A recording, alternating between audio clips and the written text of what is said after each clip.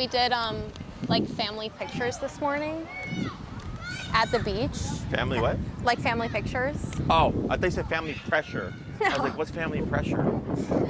That's a different story. But he's been sleeping like all day. Okay. So I'm sure he's got energy.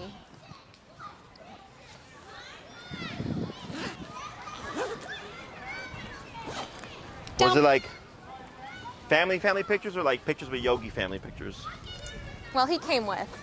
Okay. So he was in all of them. All right. How did he do in the pictures? He did good. He made us laugh, so at least we weren't like having to fake any laughter. Sure.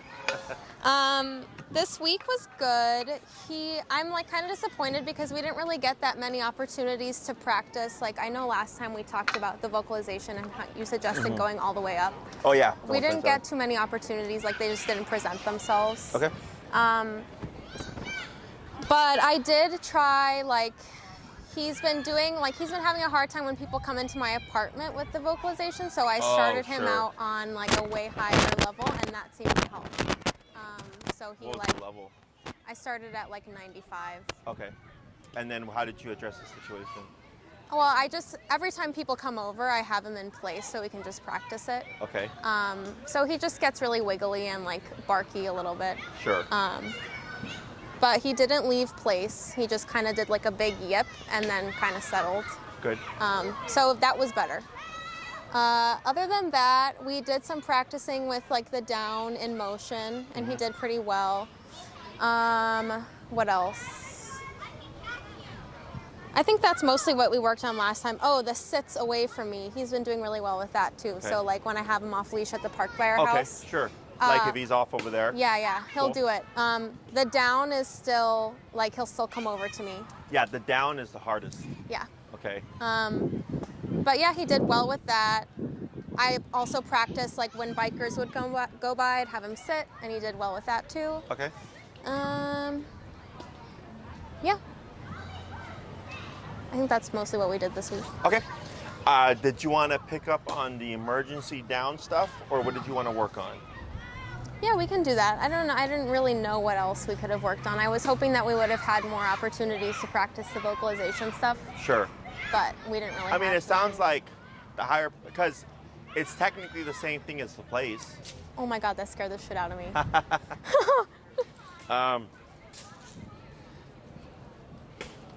There you go. Yeah. Yeah, I mean, if you did 95 for the vocalization during place when people came over, it's like pretty much the same thing. I figured. Yeah, it's just different context. Yeah. And then just keep an eye on his frustration. It could just be like him getting more comfortable with what the pressure means.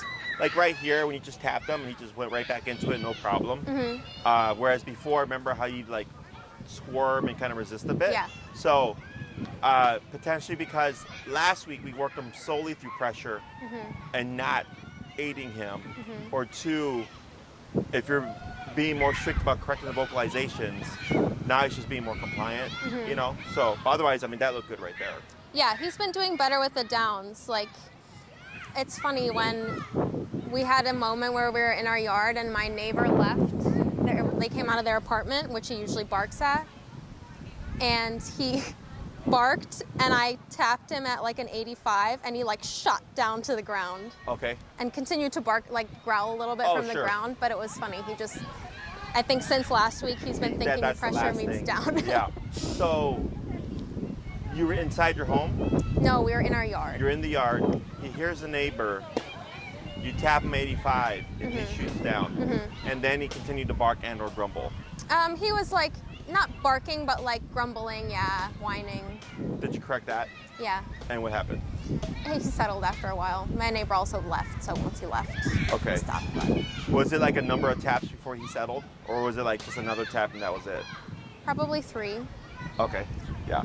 So it sounds like really anxious, like really antsy. I don't know what it is. It's really... In response to like the sounds?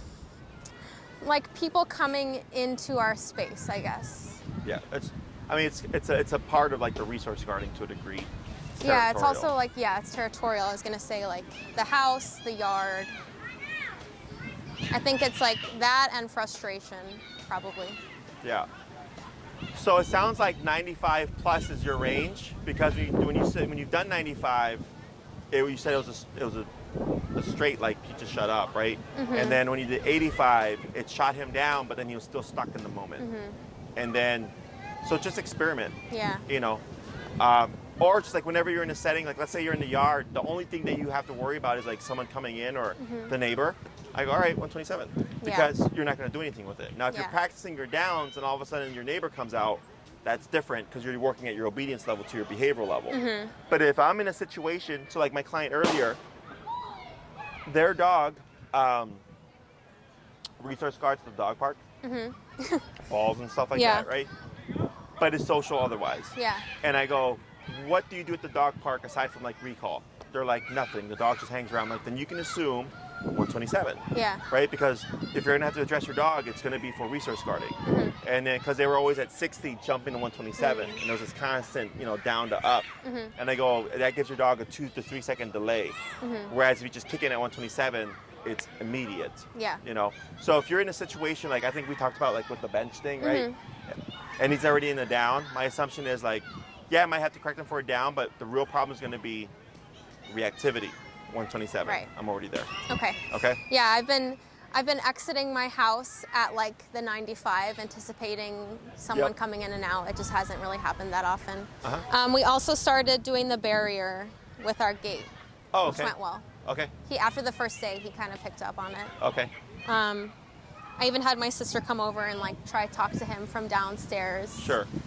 Oh yeah, I remember with the stairs. Yeah. Yep. And he didn't break it, so we'll keep practicing that. But that went well too. And that's when you can also reinforce with higher power. Yeah. And then you're going to create a problem where he won't want to go down.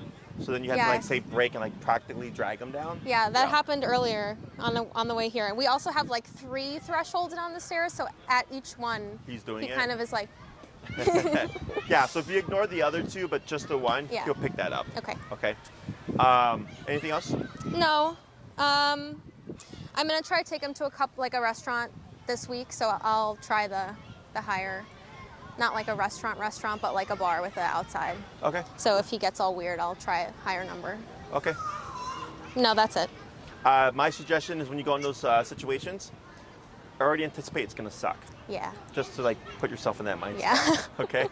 I've been trying to do that. Just makes life and easier. And it helps. Yeah. Like, my sister came over and I was like, this is gonna be so bad. He's gonna scream. And he only made like one big noise, and then I was like, oh.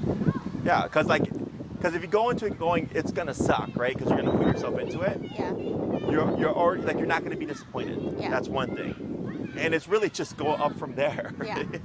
Yeah, it's a good way of thinking about people, anytime I deal with, like, they look at me, they're like, that's not nice. I'm like, no, honestly, it's gonna suck. Yeah. I'm like, because if I put all these false hopes in your head and then it sucks, then you feel bad and then your confidence is down. So it's easier just to assume the worst and hope for the best. Yeah. So, excellent. Anything else? No. So go ahead and pop him on his long leash, and we'll go over here in this little section and do some down stuff.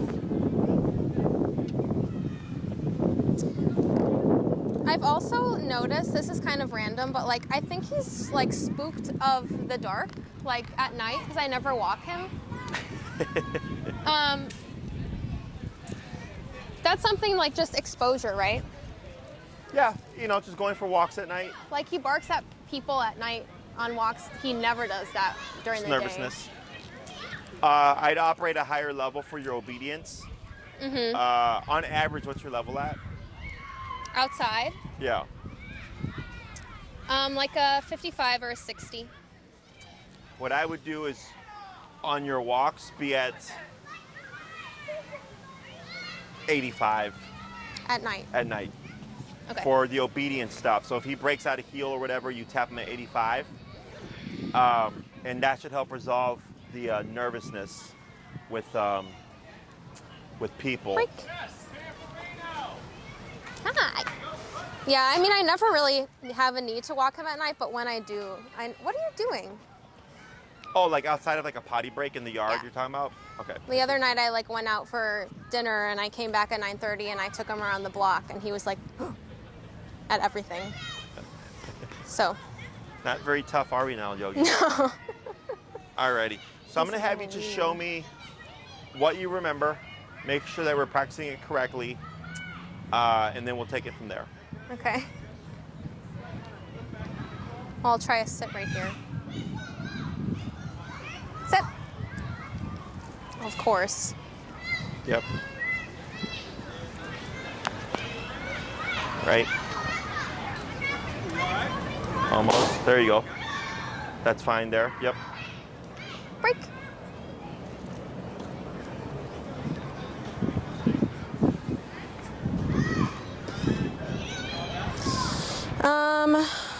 Sorry, hang on. Heel.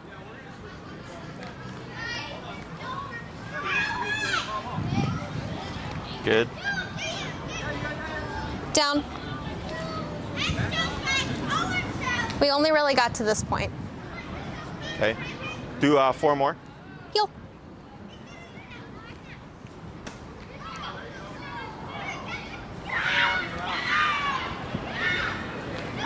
Down.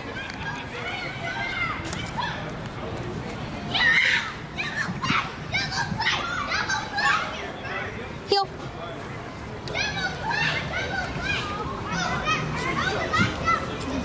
Right.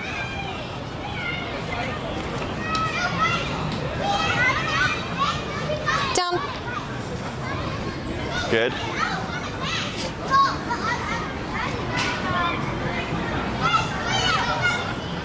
Heel.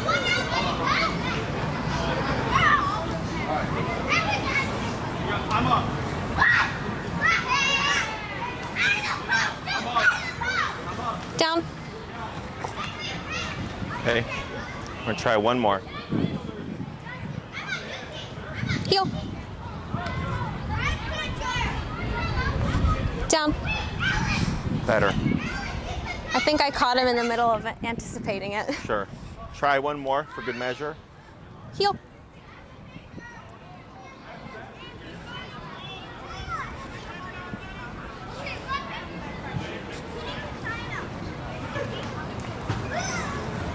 Down. Gotcha. Okay. Good boy. So what we're gonna try here is you're gonna down him, Break. but you're gonna keep moving forward. Okay. Okay. Now, when you down him, if he's not going into the down, you're gonna have to then pivot. Okay. And I'm gonna have you give him a little bit more slack, because I'm wondering, because you lower your hand for the leash, and I'm wondering if he's kind of picking that up as a visual cue. Okay. Okay, so you'll give the down, keep going forward. If he's downing, perfect, and then you can do the pivot out. Uh-huh. If he keeps trying to follow you in a heel, then you're gonna turn, you're not gonna repeat, and start tapping, and then just keep your hand up. You might have to slow down a bit before he downs, and then you'll pick up your pace. So stop moving in front of him and keep my hand down? Like don't help him at all? Correct. Okay. Yeah, keep your hand static. Okay. Now, unless he keeps trying to follow you in a heel, then you would pivot out and start tapping and like slow down to help him kind of just do it. And then once he completes it, you would move away. Okay. Okay. Come on. Heel. Is this amount of slack good?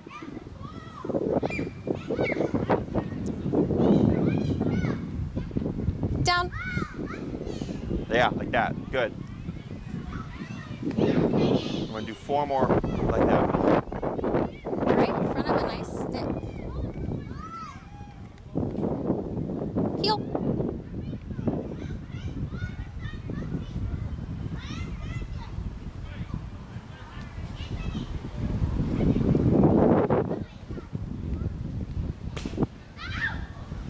Down.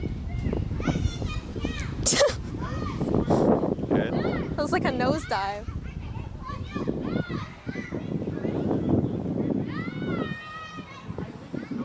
Heel.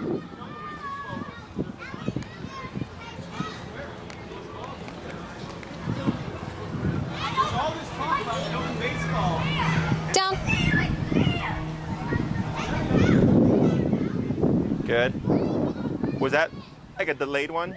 Yeah, I tapped a couple times. Okay, but he got it. That was good. Yeah. 2 more.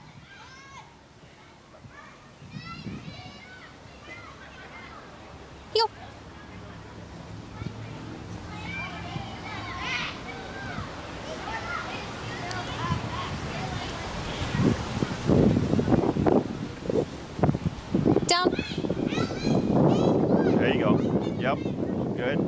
You got it. Boy.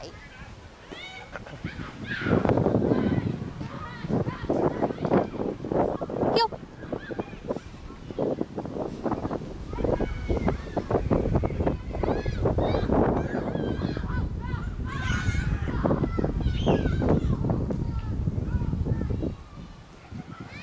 Down. Yeah, there you go. Almost. Good. Good job. So Break. most of those were good. Yeah. The main thing here is that he's able to figure it out. Uh-huh. Okay, so that's what I liked. What's your number currently at? 38. Oh, sorry. Let's bump him to 45. Okay. And let's see if we're gonna do 3 more the same way you just did. Give him a little bit more slack because the leash was getting caught on his hind legs. Yeah. And we're gonna see if we'll get more kind of instant or immediate downs. Should I still do tap, like continuous tap if he's not going down right away? Yeah, just keep promoting. Yep. And then when you tell him down, right away kick in with the tap to see if it helps him just put the brakes on.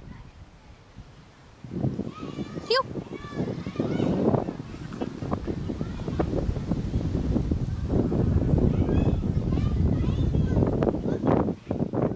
Down. There you go. There we go. Good. He got it. Good. Boy.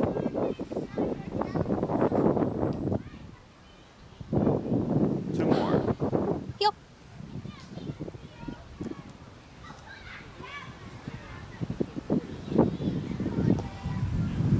Down.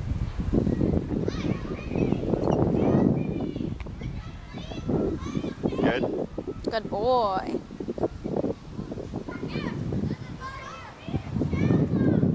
Heel. Good. Yep. Tap. Good boy.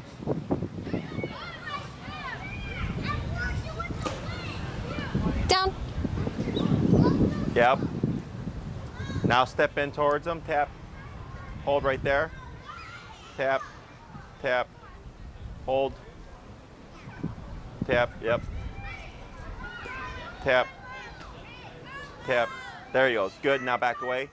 Good.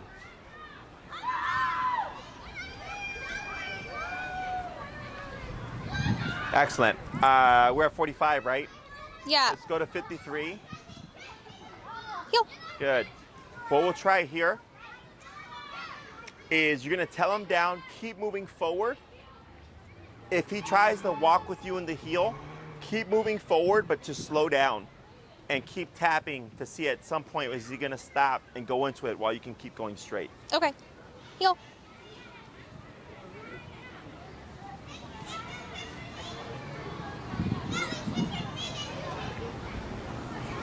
Down.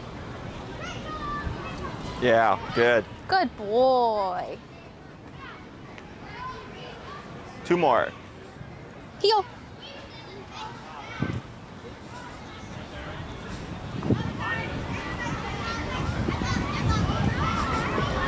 It's okay.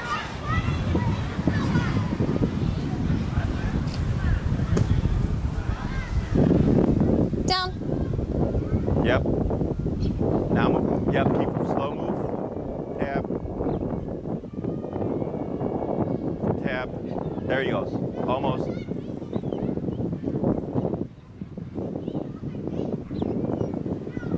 Yeah. Now Yes. stop, pick up your pace. There you Good go. boy. And 1 more, then we'll give him a break. Heel.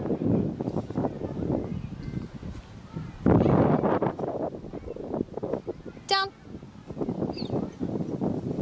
Right. Yes. Break. Good job. Got some water? Good. Yeah, break time. Got some water? Sit.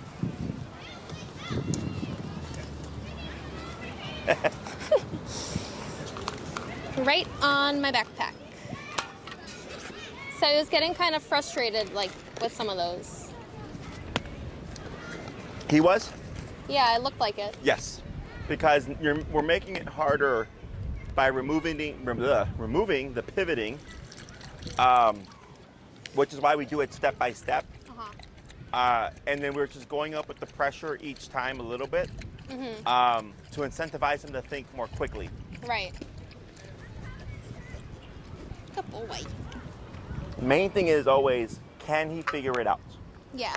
So building off that idea of if you're going to make one thing harder, make another thing easier, is knowing if I keep moving straight and I'm tapping, he's probably going to think heel, Yeah. right? That's where slowing down comes into play. So like my dogs in the very beginning when I was training them, when I would slow down, I wouldn't stop, but I would just slow for a walk.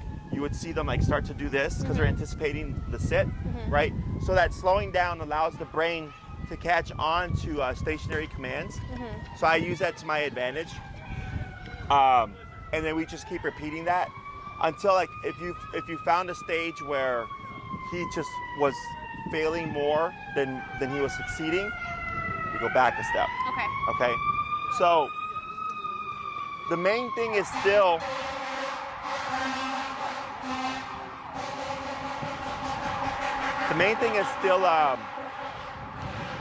faster downs. Right. Okay. Because what he stalls a bit. Yeah. So with when you said earlier, I tapped him at 85 and he just shot down, right? That's what we're trying to create consistently. Okay, whether it's just a down when you're gonna sit down at the couch, or a down while you're at a restaurant, or a down while you're moving, it should be boom. It should be instant. So by playing with the number, you're working on two things here: increasing the speed of the down, but at the same time also working on getting them to down with different kind of perspectives of you, and not becoming dependent on this pivot. Right. Right. And I think we did the free motion down, with the toys and stuff last week. The sit, yeah. Yeah, with the sit, it's the same thing. So your sit is a step ahead than the down, and the down is always the hardest to teach. Right. Okay. So,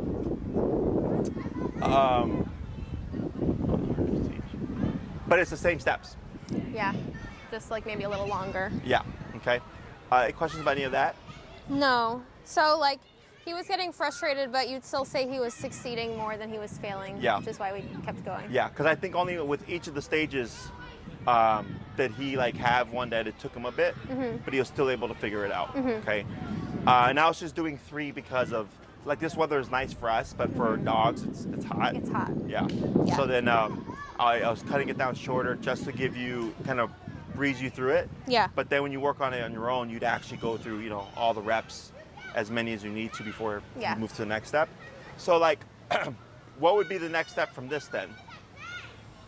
Assuming he's got it down all the time.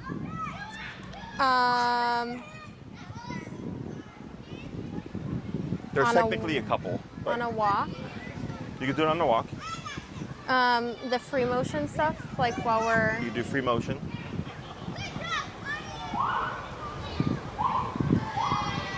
I'm trying to think how we did last time. Just keep going forward instead of going around, or we did that a little bit. Yeah, so what would be the next step from that, logically speaking? I don't know. I'm blanking. How are we doing it now? Slowly? So faster? Yep. Okay. Because down's the hardest. So like sit, because sit is almost always the first thing that people teach their dog, right? Is the dog's familiarity with that command is usually pretty good. So, and it's just mechanically, if you have to put them in a sit, pulling up is so much easier to do than pulling down. So emergency sits are almost always very easy to teach, very quick for the dog to learn. Down is always the harder one. Harder. So there might be more steps to it than there would be for the sit, okay? So here, the next thing would be picking up my speed, right? So like let's say I do a light jog, so I'm making it harder. What would I do to make it easier? The pivot? Yes, right? So even though we're going to no pivot with the walking, you have to build them. So then it becomes pivot with the light jog, and then eventually you do a few of those, and then you go to light jog down, no pivot, okay? And then you go to a faster speed, but then you bring back the pivot, right? And you're just kind of going back and forth with things until eventually, and then you can also blend in free motion downs to where it's,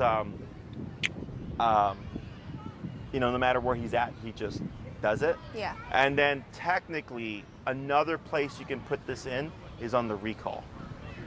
Okay. Okay? So like on the way? Yes. Okay. So with the 6 commands we have, sit, stay, down, come, place, heel. You can make commands more complicated by where you're placing them. So we're very much like, come, stay, heel, stay, down, right? It's like you're always kind of next to the dog, and it's always kind of very sequential. But if you want to build really solid obedience on a recall, down, right? Yeah. Or you send him to place, and on his way to place, you put in a recall, right? Or on the way to place, you put in a sit. So it's in between things, you're putting other things.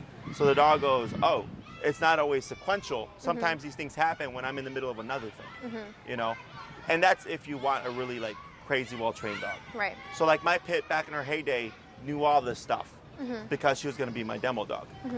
But now she's 8, 9 years old, and I'm lazy and she's lazy because I train dogs all day. It's probably not going to be that good. Yeah. But yeah, that's how we would make things more complex. Okay. So you take 6 commands and then you just make things more complicated by where you are inputting the commands. But that also really builds his concept. Yeah. Because if he's on his way to place and you say sit and he stops and boom, puts that butt down, that's a really good concept of the sit. Okay. Yeah. And like that can also help you with stuff like this when he's moving, because now it's when you're sending him to place, it's him moving away from you, right? And you're putting in the sit as opposed to like on a recall or while he's just kind of moving around. Okay. Now, if you do a command while he's in motion away from you, it's okay if he were to turn around and sit to look at you. Okay. Okay, like if he's in a place and he's not going to do this, he's most likely going to do this. Yeah. Okay, that's fine. But it's that he stops and goes into position at the moment that you told him to. Okay. Okay? In terms of like him breaking place or breaking down, because he struggles with that, like the concept he gets, he knows how to go down and he knows place. To get better at that, is that just repetition with distractions that he usually... How long will you hold place? If it's just me and him at home, he'll hold it forever. Okay. But if there are people like coming up to him, or if there's... It's mostly people, to be honest, because that's really the only distraction we have. Okay. And when you correct them, what number is it at? Like a 55, like my outside number usually. Okay. And then when you correct them, what happens? He goes back, he whimpers, then goes back. Okay. And then does he do it again later? No. If somebody comes up to him? He's more hesitant. More hesitant? Yeah. Okay. So it's enough to stop him in the moment, Yeah. but not enough to deter him in the future. Okay. Higher power. Okay. So just anticipate that he's going to break it. Yeah. So like, let's say you're having friends come over, family come over, he's on place. You've already done 55. I honestly think the number is going to be 85. Okay. Right? Probably. You do 85. He breaks, you tap him. He goes back. The next time you have family come over, 85. They do the stuff that they normally do. He doesn't break place. So 85 not only stopped it a week ago, it deterred it a week later. Okay. Okay? So just higher. Yeah. Okay. Whenever it's reinforcing stuff like that, it's almost always just higher. So there's stopping the behavior or managing it within the moment, but then there's stopping and deterring. Okay. Okay, and that's where higher power comes into play. Okay. Same thing with the reactivity, right? Yeah. I was like 127. So it's gonna stop him today, but what's he gonna do the next time Yeah. he sees the context pop up? Oh, he doesn't blow up? Yeah. That's why. Okay. Okay. Other questions? No. I don't think so. Okay. Not yet. Let's go ahead and try. I'll have you do like a little bit of a light jog to get him going a bit, and then we're gonna do the down, but you have to time it now because you're gonna be jogging and then pivoting. Still a lot of slack. Yeah. And then we're at what number right now? 55. Let's go to 63.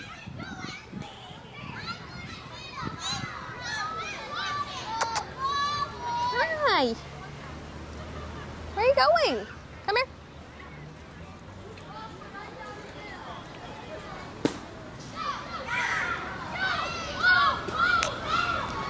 Is he in heel? Huh? Have him in heel? Yeah.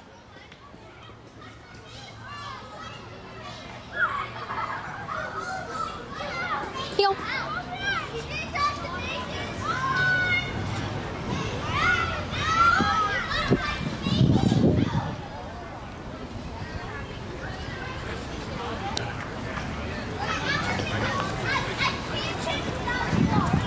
that was a fast okay. turn for you. Come on. Down. There you go. Now here, step in to tap.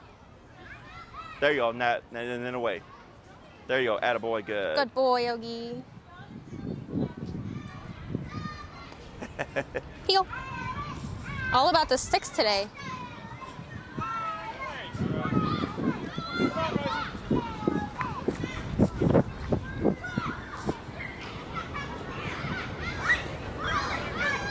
Down. Right. Good boy. That was a very good one. Heel.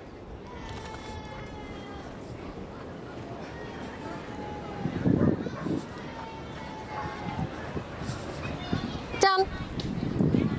Step in, there you go, that's fine. Now back away, you're good. Good boy. Good. Heel.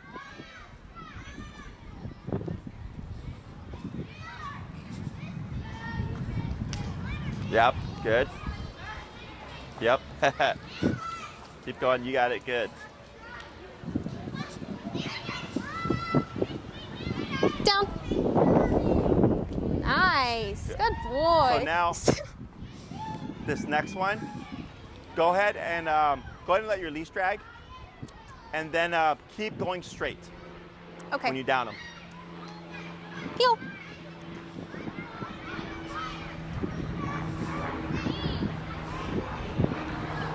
Yep, tap forward, there he goes, attaboy, good job. Good boy.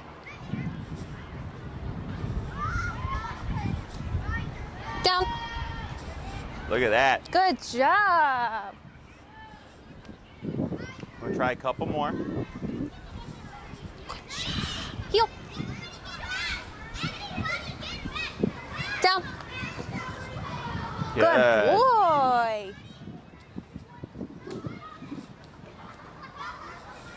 Good job. Oh. Right? Yeah, no, there we go.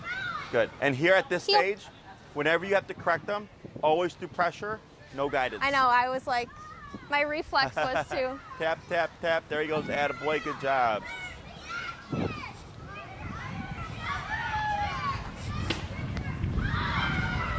Yep. Tap, tap, tap, tap, tap, tap, tap, tap. Tap, tap, tap, tap. Yep. There he goes. Attaboy. Good. Good, good, good. Good boy. Yep. Right. Now here, walk along your line. Tap, tap, tap, tap. There he goes. Good boy. Good job. Good.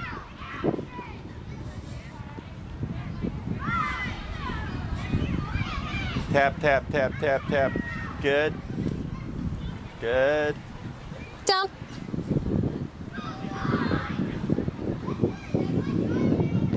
Good. And then pivot Yes. Good job. and hold right there. Good. We're going to keep them in that down, okay? Good. So, what's that number? 63. See the difference? It was way faster. Yeah, it was more like he was stopping and then kind of shooting down a bit. Yeah. So we're pretty close to that range of instant downs. So each time I was just going up in increments of 8. And then each time it was getting a little bit better as we're progressively getting harder. So all that looked good. Questions about any of that? No.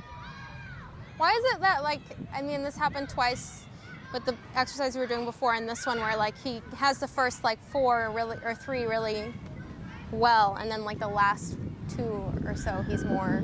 Because he's still learning. Okay. It's, I get dogs where, like, the beginning of the session, boom, everything's great, perfect. And then towards the end, the dog screws up. Yeah. Consistently. The owner's like, you're doing so well. I'm like, it's a dog. Yeah. Like, this is like very complicated for them to figure out all this stuff, right? And yes, we're doing things to help him along, but it's still very complicated, right? Yeah. Is that, in my theory, the brain gets frazzled, you know? Like I play guitar, and I remember in the beginning, like, I would do stuff really well, and then you would just start sucking, and it gets frustrating. You're like, I was just playing this really well. Yeah. You just stop and let it rest for a bit. That's why I said stop here. Just let them chill and maintain the down. And then you go back to it later, and it's better. Or sometimes it still sucks, and just keep practicing at it until you're, because it's like muscle memory. Yeah. So once you get that down, then things start to really improve. So what we figured out today was how to push things a little bit further. A number that's more, that gets us more instant down, right?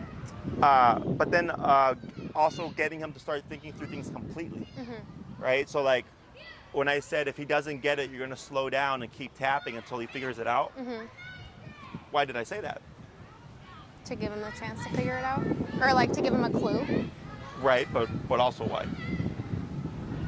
Why did you say to slow down and keep tapping?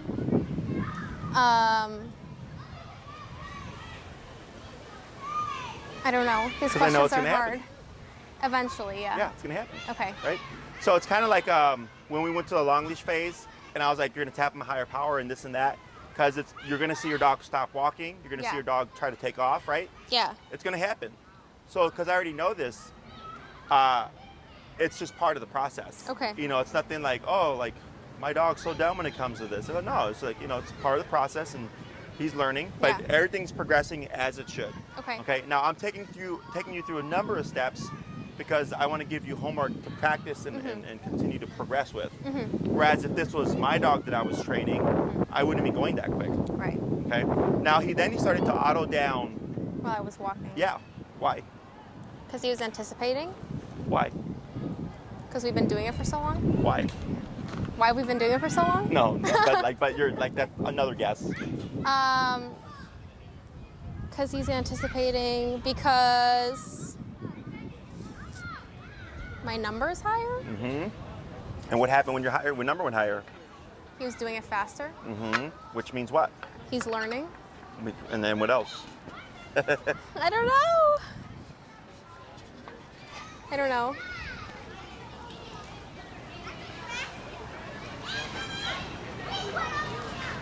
What does higher number create? Incentive? Right. You start to hit instant downs, right? Yeah. Because now it's more urgent. But now that it's more urgent, Urgency. it's gonna happen now? Yeah. It's gonna happen now? He's waiting for it. Yeah. So, because when you were doing them earlier, I don't think he was doing that.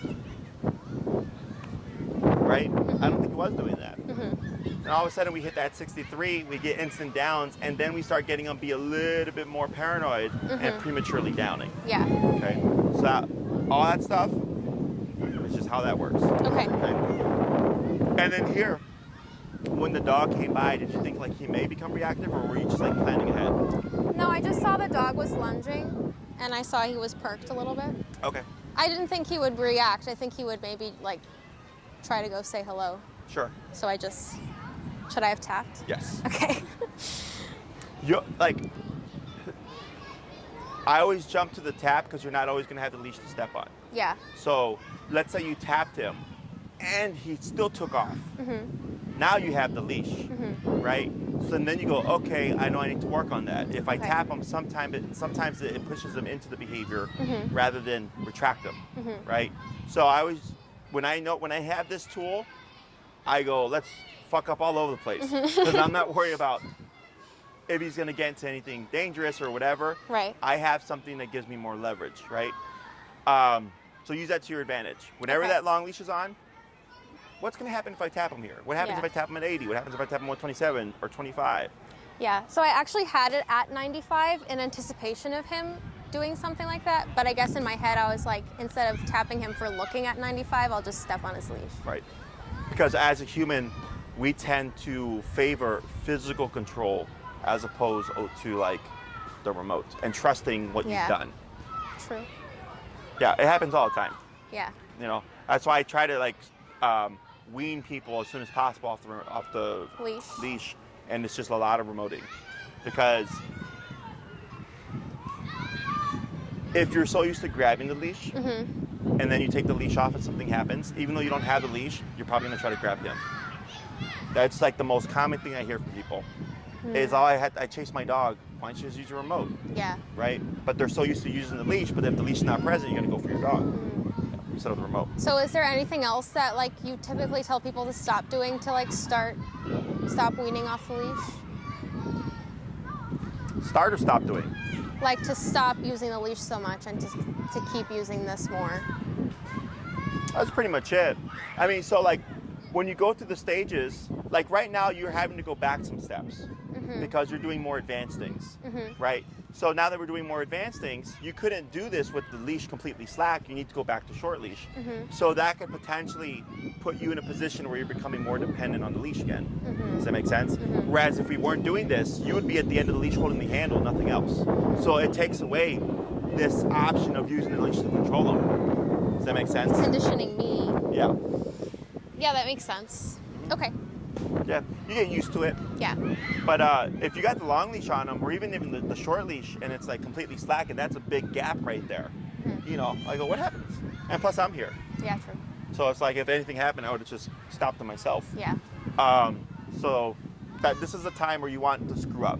This is the time where you want to experiment. If you're not sure, try it out. You got the long leash. Yeah. Okay. Okay. Let me think here with the emergency downs. Yeah. So then, once you feel like his emergency downs are solid, then you go to the free motion ones. Okay, like we did with the sits. You get that done, and then you have your sits in a good place, your emergency sits, and then you have your emergency downs in a good place. What's the next step? After both of those? Yeah. Doing them with other commands? Yep. But before you put them with other commands? Together, Yes. interchangeably? Yeah. Okay. Because emergency sit and down, very easy for the dog to confuse them. So before putting that in that bigger group, right? Because now you have technically 8 commands. Sit, stay down, come, place, heel, emergency down, emergency sit, right? Is we want to practice those back to back to help him clarify between the 2 commands. And once you get those in a good spot, now let's add in 1 command here. Now you're doing 3. Now you add in another command. Now you're doing 4. And then little by little, you're just putting in things. And when you start to blend them all together, I think I mentioned before, that's when you'll start to see what he really sucks at. Yeah, and then Right. you can isolate them. Yep, and then isolate them, work on it. With training, when you teach more stuff, you create more problems. That's just the process. So don't get frustrated if he's having a hard time. Don't get frustrated if he's doing really well, and all of a sudden he's like regressing, so to speak. It's just all part of the process. Always go back a step. And sometimes you'll go back all the way to the short leash, you know, but the only thing is you'll progress back to long leash much, much more quickly. Faster. Because he's already done it before. He's just kind of needing a refresher. So when you say practice the emergency sits and downs together, do you mean like the push-ups that we were doing? No. Or So do you like just mean one after the other? exactly. Okay. So you might do 3 sits in a row and then Yeah. a down. Gotcha. Right? Then a sit and then a down. Okay. You're putting them in randomly, but using them interchangeably. Okay.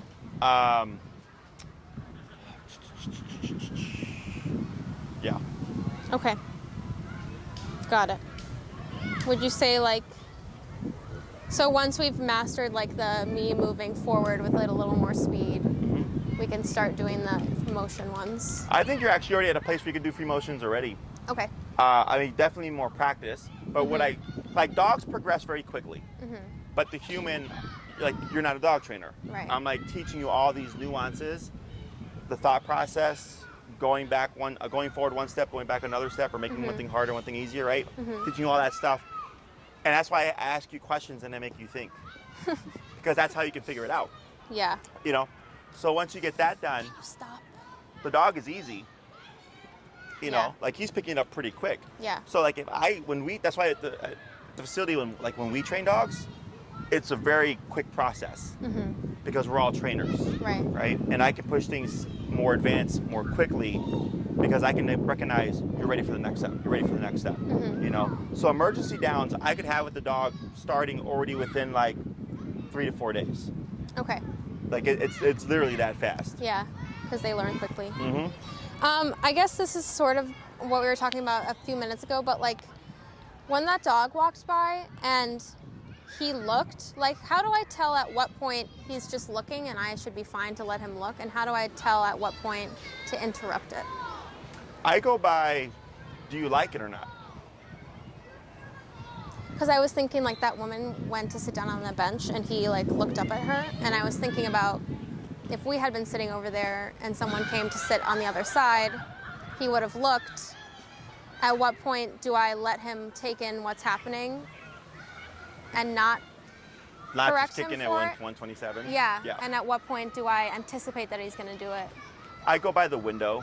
Okay. So by window, I mean like here, you had plenty of buffer. Mm-hmm. You know, and also if you look at his energy, like he's passive or whatever, and then you have experienced in the past sitting at a bench with Yogi at your feet, him becoming reactive, right?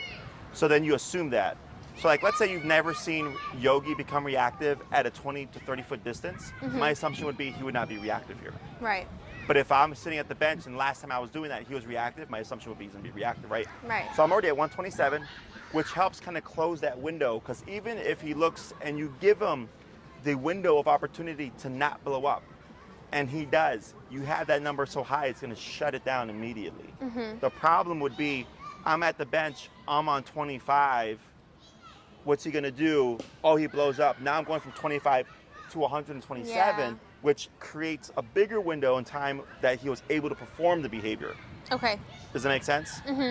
Yeah, so it's, for me, it feels like math. Like, I suck at math, Yeah. but this kind of math, I'm good at. Yeah. Like, just like what the dog, that's why I ask questions like, what happened after you tap? How many taps was it? This and that. Because it tells me if you're too low or not. Okay. Yeah. So like going off past experience, last time we were here he did this, so I have reason to believe he would do it again, and just being ready for it. Okay. Yeah. It's all about, because it's a common question. And then when I said like, also go by how you, if you like it or not. You can disagree with anything you don't like. And if you're like, you know, Jesse, I didn't like when he like perked up at that dog, like, okay. I don't have a problem with his behavior, but I'm not you. Right? Like my confidence in handling dogs is very high, that I can give some leniencies because I'm not worried about if the dog has a moment shutting it down. Right? So if you want to be, you're not being mean, you're being more black and white. Dogs thrive in black and white. So if you're like, nope, don't worry about that dog pulling, he's like, all right. And that can tie into other things too. Because like, well, if mom said not to worry about that dog, not to worry about that person, not to worry about this, not to worry about that, then I'm gonna assume I shouldn't worry about this person approaching us on the bench. Okay. I guess it also depends on like if I'm trying to like interrupt the possibility of a behavior or give him a chance to mess up and then correct it, right? But that gives you more information. Yeah. Right? So like, let's say you didn't tap on this last one, but you didn't step on the leash, and he had a moment.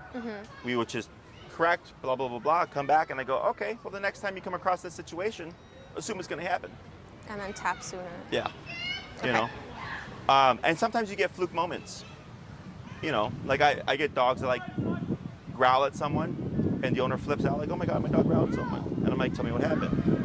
And I'm like, oh, your friend that came over for the first time tried to take a bone from your dog that they never met before? Makes sense. Right? Yes, your dog should growl at that person. Not Okay. really, but you know. But it makes sense that they would. Yes. But the owner's thinking like, I gotta fix this problem. I'm like, that's not a problem. Now, if it's Right. the owner themselves trying to take something the dog is consistently growling at them or A snapping at pattern. them, that's a problem. Yeah, that's true. Yeah. I mean, probably tend to do that. Yeah. Like assume that, because he's never actually growled at anybody else on a bench before. That was the only time it's happened, and we've never repeated it. So I guess going into it with the higher number, anticipating the worst, and then just being ready for it. Okay. So like if I'm reading my book and I'm like, all right, I'm gonna be sitting on the bench, I shorten my leash to limit his range of motion, and then I'm reading my book, remote's right there available to me. He has a moment, boom, Yeah. and I go back to reading my book. After the screaming's done. Yeah, which I don't think he would. Yeah, I don't think so. From what you told me about 95. Yeah. You know, so all those things, he's giving you a lot of information. It's and if he does shriek, then he shrieks. It is what it is. And then you can say like, all right, at 95 he didn't shriek, but he cut the crap. At 127 he shrieked and cut the crap. Then the next time try 95. Okay. You know, I'm not always right. I make mistakes still. I don't care about them. Because it happens. Yeah, that's true. Like you're not gonna be perfect. Yeah, I know. But you're not gonna screw up your dog either. Out. Like, do you watch that guy, Jeff Gellman? Yeah. He was kind of a lot. Yeah, he's a lot. But he a lot does of people say don't like him on the internet. he's got some good info though, and one of them was he was talking to a lady at a seminar, and he's like, "Why are you holding back?" She's like, "Well, I don't want to mess up." He's like, "You're not. Why is she not going to mess up?" Why is she not going to mess up? I don't know. Because she doesn't want to mess up. True, she's at least conscious of it. Yeah, she's hesitant. Yeah. So like, she's not going to do anything. So like, I have another client with the pit. Okay.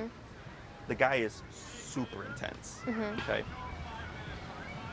And like, he's at the dog park. He shouldn't have been at the dog park, but he's at the dog park. He's like, I wanted to experiment and see how this was going to work, right? And his dog took off to go after another dog, and he just blasted the shit out of the dog, right? With the e-collar? With the e-collar. He stopped and everything like that, right? And there was another time that the dog went after another dog pre-training, and then he's like, yeah, I just have to kick the shit out of him. And then he finally like backed off, right? And I'm just sitting there and I'm like, okay. And the wife is like, you shouldn't be talking about this. And I told him, yep. And I'm non-judgmental.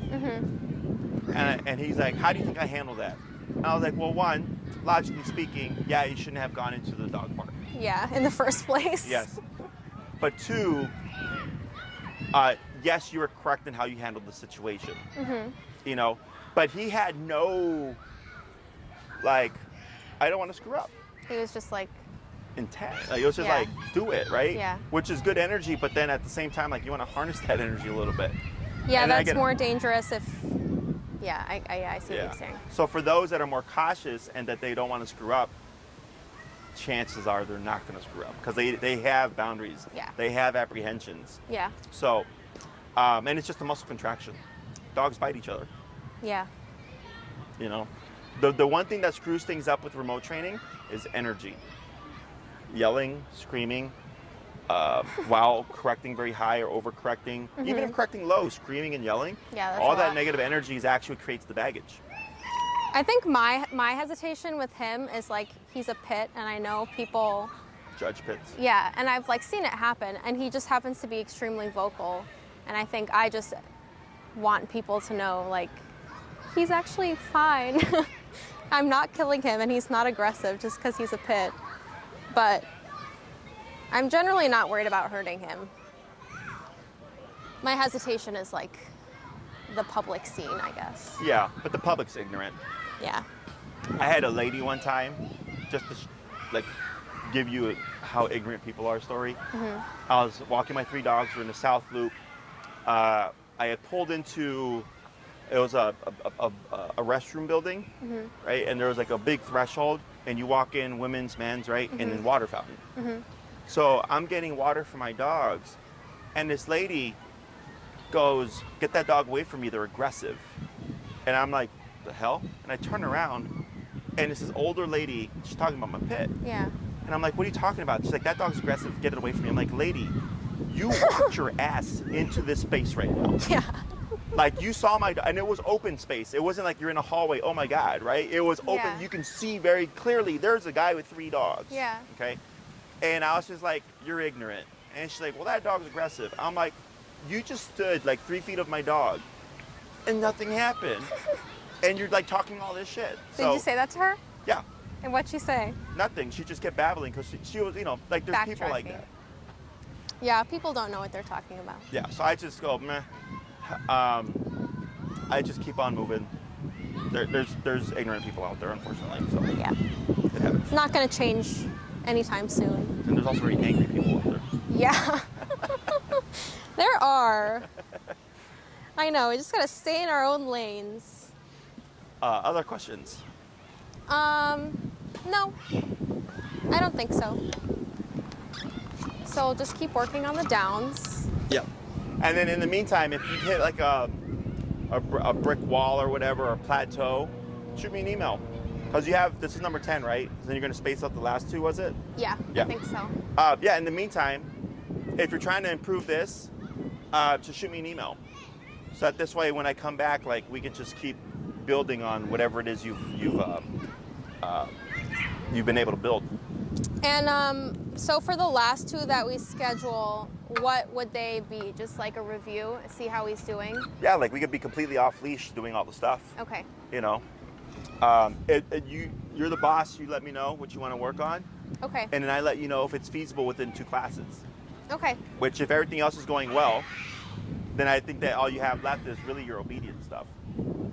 Yeah, I guess it'll be good to space it out so I can give him a chance to like take him into a few situations that have, you know, made him a little more vocal and see how he does. Yeah. So I'll probably like, how far booked out are you? Like a month and a half, 2 months that you know of? I know you don't really look at booking in July.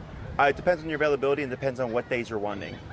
Okay. So if you want to shoot Maria an email, say like, hey, when's Jesse's like next Saturday open after a month or whatever? And then she could say, oh, like, you know, August 30th. And you're Okay. like, oh, that's 2 months? Sure, just put me down for that now. And you Okay. got 2 months of time. Because I'm going on vacation until like the middle of July, so I'll probably just do after that. Yeah, and then, you know, give time after that as well.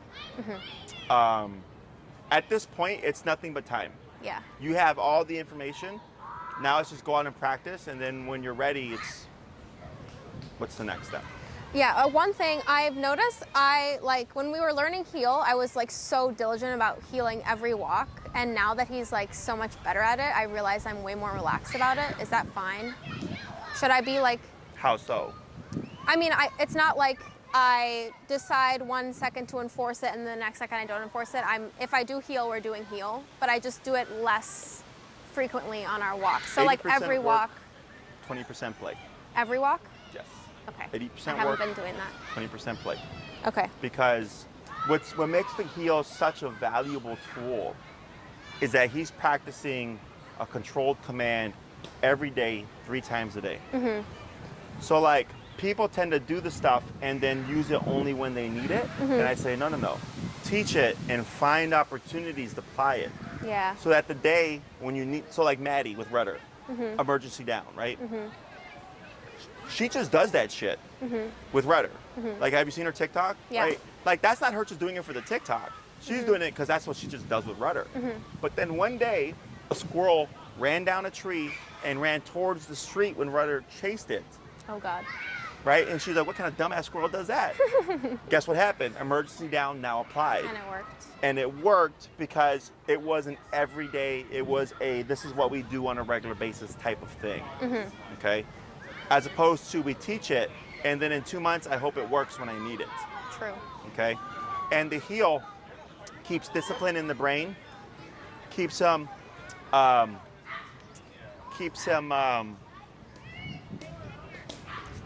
structured. Focused. It's the preventative for reactivity. Okay. You know, there's 80% work, 20% play. Okay, So I'm glad I asked that Yeah. then. If you go on an hour-long walk, 45 minutes walking in a heel, 15 minutes you're free. Okay. Gotcha. Okay. Yeah. Other questions? No. I still walk my dogs in a heel. Yeah. I mean, I still do it a lot. I just